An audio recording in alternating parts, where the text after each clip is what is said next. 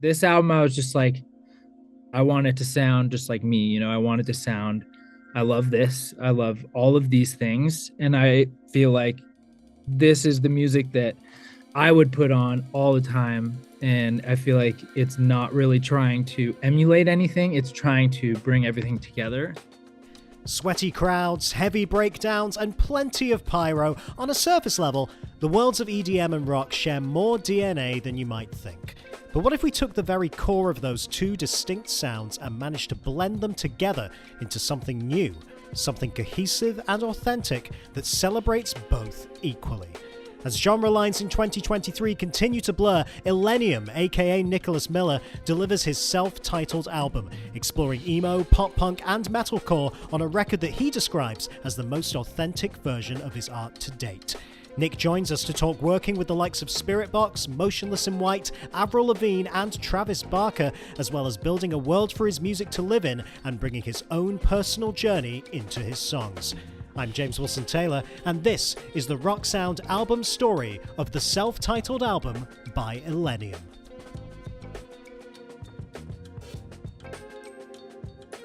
Primarily, of course, you're known as this kind of uber producer, EDM world, but you've always had that kind of scene spirit. We've seen it particularly in the last couple of years. You did collabs with Tom DeLonge, with I Prevail, with people who are very much embedded into the scene. I feel like with this record, more than anything you've done previously, you've really, really lent into that side of what you do and what you enjoy. Why was that? What was it about now? Or was it just that you've enjoyed doing it in the past? What kind of prompted this kind of shift even further into that world? Yeah, I think I've always, emotionally, that music, as I started producing electronic music, I feel like that's the stuff, maybe 5 to 8 years ago when I was really, I feel like that hit me hard emotionally. And then you naturally evolved. And for some reason today, the past 2 to 3 years, the more rock and heavy emotional vibes and ups and downs of a really good like metalcore song or something like that have so much emotion in it. Like you'll be like getting amped up 1 second and then you'll just be like it has so much feeling and it's like a roller coaster ride. And so I feel like that, honestly, I've always had that kind of vibe in when I put my sets on and stuff like that. But in terms of the music I listen to and what really emotionally hits me, I feel like that's the stuff that just so I just really wanted to take on that sound and try to see, because not that many people are doing it, and so I could try to see what kind of opportunities there were. Yeah, it's quite subtle. We'll get onto specific tracks in a minute, but it is interesting how you've managed to balance this, because in another person's hands, say, this could have been like EDM beats, but just happened to have like metalcore vocalists on it or something like that.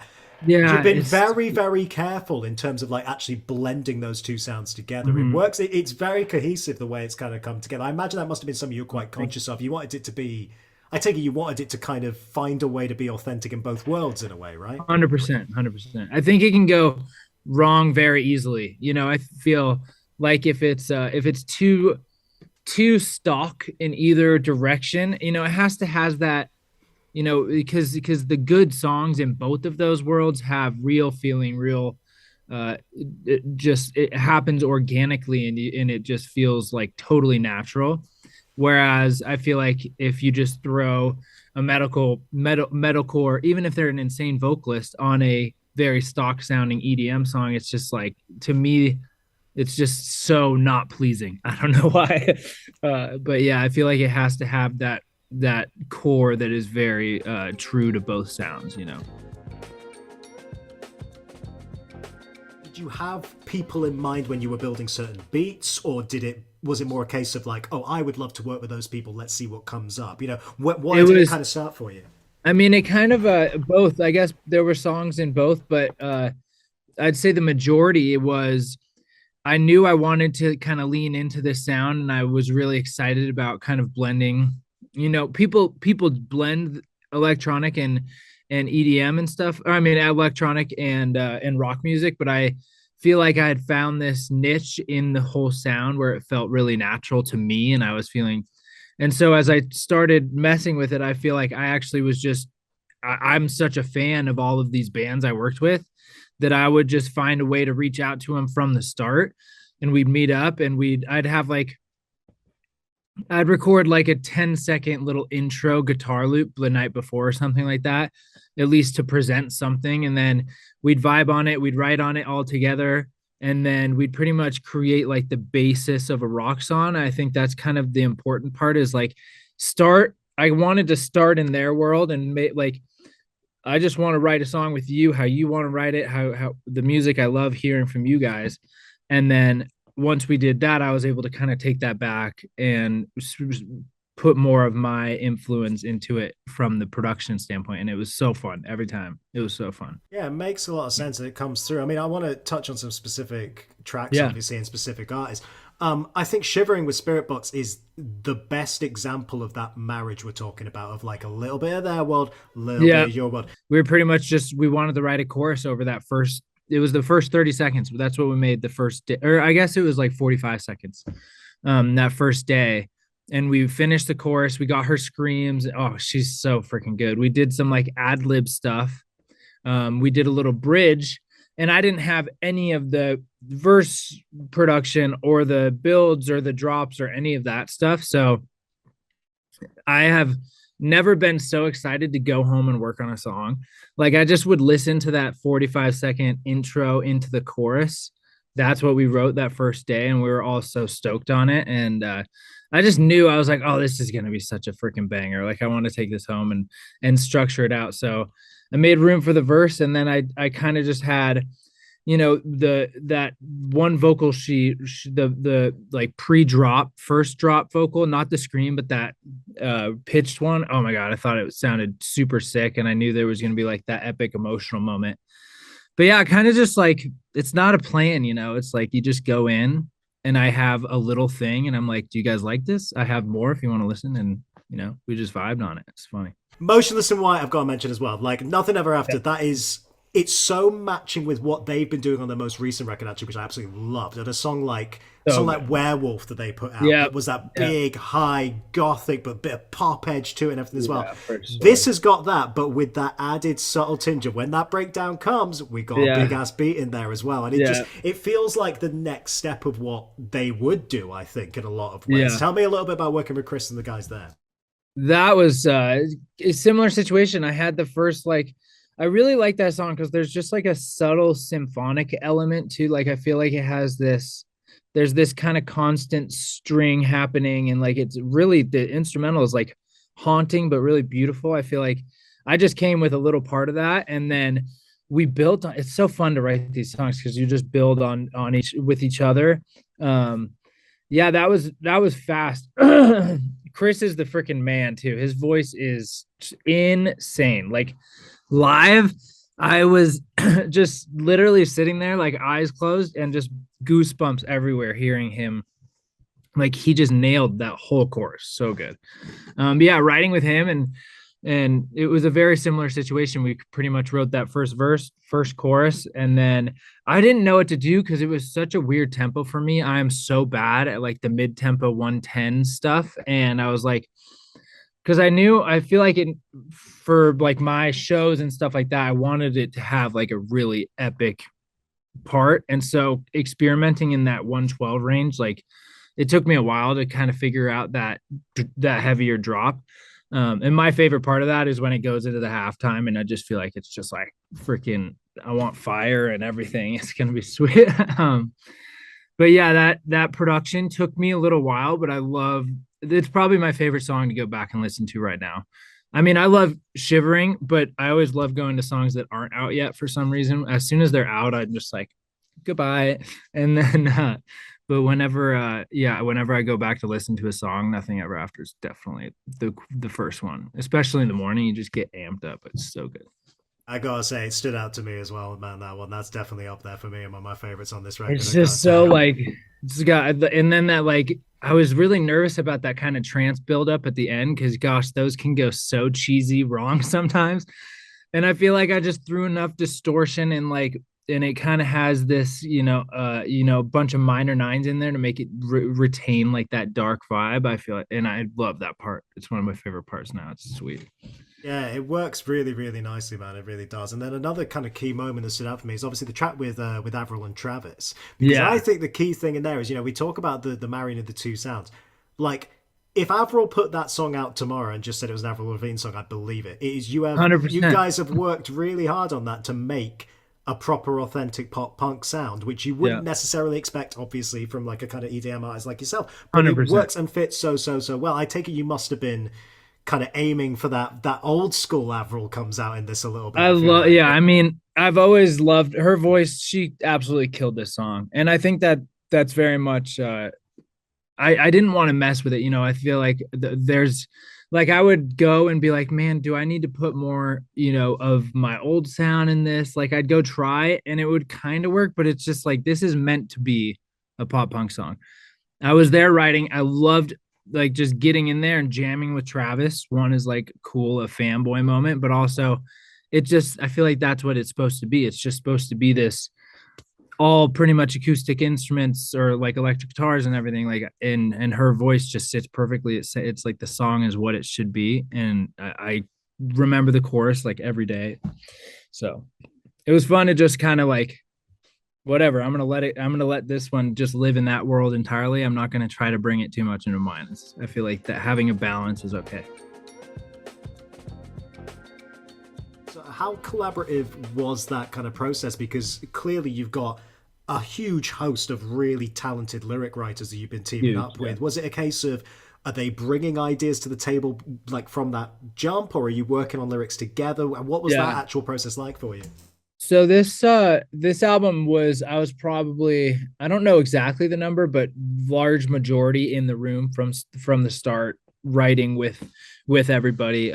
There were a few songs like Love Me a Little was a demo I got, and then With All My Heart was a demo I got. So a few of them were just like sick demos I got that I produced new stuff to, but the large majority, all the rock stuff was in the room writing with it. And I feel like not only does that help me kind of like direct where the song goes and like lyrically kind of the theme and stuff. I'm not amazing with like specific words, but I really like directing like the theme because I feel like that's just important for who I am and for what I want to say and or like what my music stands for. And it also like gets me so attached to these songs from the start. If you make a album full of just demos that were sent to you. I don't know why, but I still have passion in it, but I'd have so much more invested when I have been doing it from the scratch, so much from scratch. It's just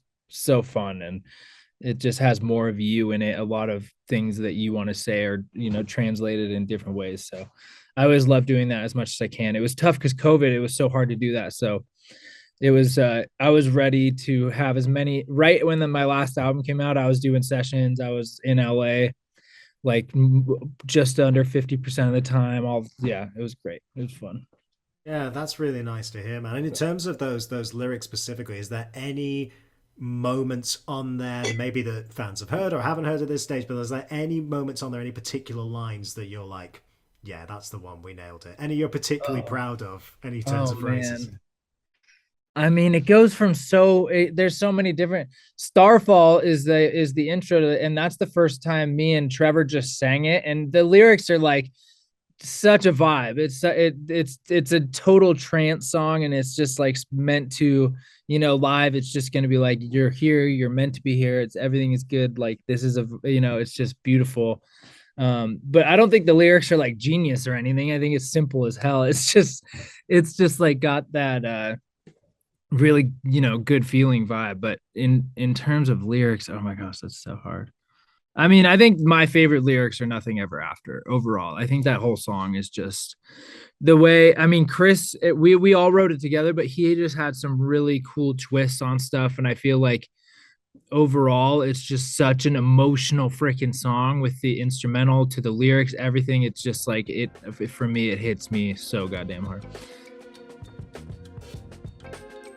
The logo itself is well established at this point, but I feel Mm-hmm. like what's nice about this artwork, you're putting it on a grander scale, to say the least, which I think says something Yeah. about your ambitions here for sure. Tell me a little bit Yeah. about the thinking around the wider setting of that logo in well, I mean, people can see what it is, but yeah, tell me about the Yeah. thinking there.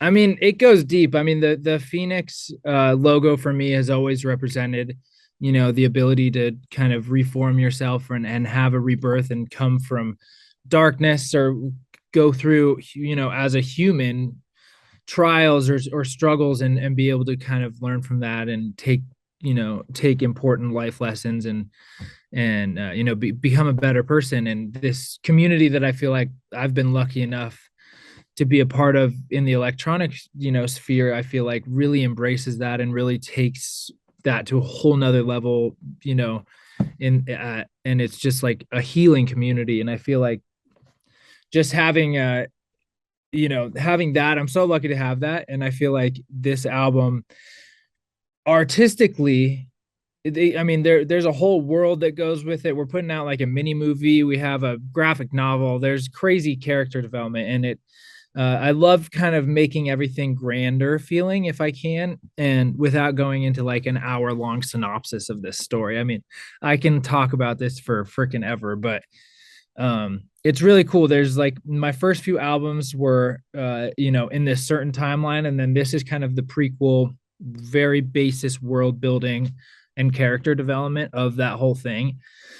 And it's kind of a story about that similar thing of of going through struggles and and it's kind of like fantasy-esque, and there's magical phoenixes, and this sap from a tree is like used to take over people's free will and stuff like that. So it's really kind of that playing with like substance abuse, but and also recovery and finding hope in yourself and everything like that. So I go pretty deep, and I just I like to have the art feel like it's just bigger than anything, and like really magical. I want it to feel like it lives in a world that just seems so interesting to visit or to escape to while listening to the music. Title of the record. So we've gone self-titled, and Yeah. I think I've spoken to many bands over the years when it comes to their self-titled moment, and there's always quite a distinct reason why they feel like now's the time. This is the one. That's why I'm putting my name on it. For Totally. you, why did this record in particular feel like now is the moment to do the self-titled record? I just feel like, you know, producing music for me ever since I've started was always, I was always inspired by something, right? And a lot of times it's life happening, but generally you have like some sort of reference that you want your music to make. You listen to music and you like, I want my music to feel like this. I want my music to sound as professional or whatever. And I feel like as I've progressed, there was kind of that chasing. I want my music to sound more like this or more like this. Whereas this album, I was just like, I want it to sound just like me. I want it to sound, I love this. I love all of these things. And I feel like this is the music that I would put on all the time. And I feel like it's not really trying to emulate anything, it's trying to bring everything together. And I don't know. I mean, it's yeah, it's I feel like I'm not chasing anything for it. I'm just being naturally myself in this album, honestly. Looking to the future, then. So obviously we talk a bit about the kind of wider world with it, but just on a more kind of basic level, it feels like now really any genre is possible for you because you've hit off all your EDM stuff and you've proven now that within this particular area of the rock scene that you can absolutely find some authenticity in that. Yeah. Does it feel like that to you that now next record you really could just, I mean, are there any other genres I suppose that you actually are interested in kind of exploring in the same way? I don't really know. Probably not right now. I think I've been so invested in this and I'm so invested in the show, and I'm like trying to get actually kind of decent at guitar, which is not very decent. Don't, if you're an actual guitarist, I'm not that good. But I'm just trying to focus and really enjoy this album because I mean, I've put out five in, I'll be, well, with this one out in, I don't know, since 2016, how many years that's. So I'm pretty album burnt at the moment. I mean, I feel like I'm trying to just put everything out there that I have, and then, probably take a little break after this one, and after the album, and just kind of, explore other stuff. But in terms of sound, I think there's a lot more that you can explore in that kind of rock and electronic in like, mix. I think music is kind of in general, the whole industry is in an interesting spot right now in terms of like what really pops off or what becomes a hit or what becomes any of that. So I think being in the business of chasing huge songs is very terrifying right now. I think there's just too like, so I think in investing in yourself and trying to create real fans and trying to create albums and like tell a story is much more beneficial, just because the fans that you do get at least have authenticity to it, whereas chasing big songs all the time is just, you're gonna strike out. You're gonna, and I don't know, it just became, in terms of like advice for a new artist, I would say don't try to just chase big songs all the time. It's just it's too up and down. You have no control, and you end up having to sacrifice too much, I think. But yeah. Are there any artists then within this kind of world that like are the dream to be able to do a travel? You said what a massive Blink fan you were before. I mean, Oh you've yeah. already worked with two of the I mean, three doing right a there. It's full, yeah, I crazy. know. Doing a full Blink song would be such a blast. I'm so down. I might try to go to the Denver show in a month. I think it's in a month or two. Yeah, maybe I'll hound them and see what's up. But yeah, that would be awesome. I mean, man, I would love to. It's so sad, but I mean, Linkin Park would have been up there. Um, I mean, I had a session with Mike, and that was so fun, and I'd love to do another thing with him. And hmm. I would love to do a thing with Ollie with Bring Me. I freaking love Bring Me so much. But yeah, there's a lot of people. I mean, I think Bad Omens is killing it right now. I'd love to do something with that. Yeah, And let's manifest that lots one. of options. Yeah, Bad Omens are on one at the minute. Oh, they're They're so absolutely killing it. good. So good. Yeah. I love that they do a really cool kind of blend of electronic stuff too. They kind of have this, their uses of, I think, respaces, electronic, and like a little bit of like neuro, and like the drum and bass. They use a little drum and bass, like electronic hats and stuff on some of their stuff. Sounds sick. It's cool. Little tiny blends in there, just I feel like add a new vibe.